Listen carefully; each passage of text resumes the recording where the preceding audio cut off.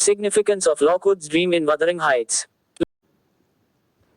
Lockwood's dream in Wuthering Heights, we find a complicated interplay of psychology and literature. Looked from the novelist's viewpoint, the dream serves much of the same purpose as do the descriptions of Wuthering Heights. That is, they create a certain atmosphere, thereby helping to set the tone for the rest of the novel. The readers are prepared through them for the cruelty and the horror which will characterize much of the later action, and caught up by the thrill of supernatural that hovers over the novel.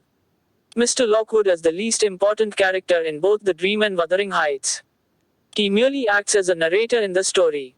In the dream, he is an unsuspecting vessel for the foreshadowing of what is to come. Lockwood's first dream, as Lockwood goes through the pages of the diary, he falls asleep and sees a couple of dreams which are actually nightmares. In the first dream, Lockwood finds himself in a church in the company of Joseph, listening to a sermon from a priest. Suddenly the priest points an accusing finger at Lockwood, and the members of the congregation begin to attack Lockwood from all sides.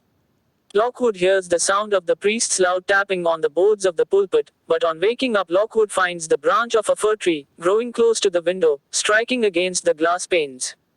Lockwood's second dream. In the second dream, Lockwood finds his hand being held by a small, ice-cold hand of a child speaking in a most melancholy voice and asking to be allowed to come in. The child gives her name as Catherine Linton. Lockwood, instead of showing any sympathy to the child, rubs the child's hand on the broken glass pane so that the hand begins to bleed. Lockwood wakes up from this dream, yelling with terror. Hearing his yell, Heathcliff comes into the room. But a question arises here. Why a nightmare? The answer to it is that firstly, Mr. Lockwood was utterly disturbed in Wuthering Heights with the offensive behavior of the inmates of the house and the quiet strangeness of Catherine's room and the engravings. This resulted to a sense of uneasiness to Mr. Lockwood, thus giving nativity to the disturbing nightmare. Secondly, it can be easily said that Mr. Lockwood was the representative of the readers. The readers were curious to know about Catherine. Therefore, Emily Bronte, with her brilliance, gives us a peek to Catherine through a dream vision. Lastly, experience of terror, uneasiness, suspense are substances of a Gothic novel. Here a terrific aspect is of the vision of Catherine's ghost who dies 20 years back.